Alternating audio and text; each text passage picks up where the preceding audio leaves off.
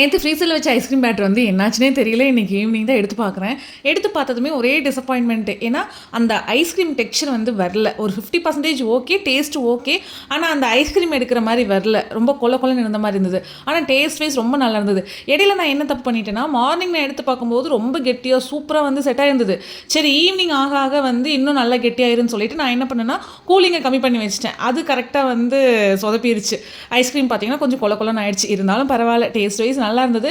Maybe அந்த ஃப்ரீசரோட அளவை வந்து குறைக்காம இருந்திருந்தேன் அப்படின்னா இன்னுமே நல்லா செட் ஆயிருக்கும்னு நினைக்கிறேன். டேஸ்டிங்க்கு மட்டும் கொஞ்சம் ஐஸ்கிரீம் எடுத்துட்டு மீதி அப்படியே வந்து ஃப்ரிட்ஜில் வச்சுட்டேன். ஃப்ரீசரோட அந்த கூலிங் அளவையும் கொஞ்சம் அதிகப்படுத்தி வச்சுட்டேன். ஸோ நாளைக்கு மார்னிங் நம்ம எடுத்து பார்த்தா எப்படி வந்திருக்குன்னு வந்து தெரிஞ்சிடும். ஸோ இன்னும் ஒரு 8 மணி நேரம் 9 மணி நேரம் வச்சேன்னா கண்டிப்பாக வந்து நல்லா செட் ஆயிரும். ஐஸ்கிரீம் எல்லாம் சாப்பிட்டு முடிச்சதுக்கப்புறம் நைட் டின்னர் ரெடி பண்ண ஸ்டார்ட் பண்ணிட்டேன். டின்னருக்கு பார்த்தீங்கன்னா கத்திரிக்காய் உருளைக்கிழங்கு பொரியல் பண்ணிட்டு ரசம் தான் வந்து ரெடி பண்ணியிருந்தேன். கத்திரிக்காய் உருளைக்கிழங்கு பொரியல் வந்து நான் ரெடி பண்ணேன். அம்மா வந்து ரசம் ரெடி பண்ணாங்க. என்னதான் நம்ம வந்து பார்த்து ரசம் ரெடி பண்ணாலும் அம்மா ரெடி பண்ணுற ரசம் மாதிரி வரதில்லை. எனக்கு வந்து ஜென்ரலாகவே ரசம் ப்ளஸ் பொரியல் இந்த காம்பினேஷன் வந்து ரொம்பவே பிடிக்கும். உங்களுக்கு இந்த காம்பினேஷன் பிடிக்குமா அப்படின்னு சொல்லிட்டு மறக்காம கமெண்ட் செக்ஷனில் கமெண்ட் பண்ணுங்கள்.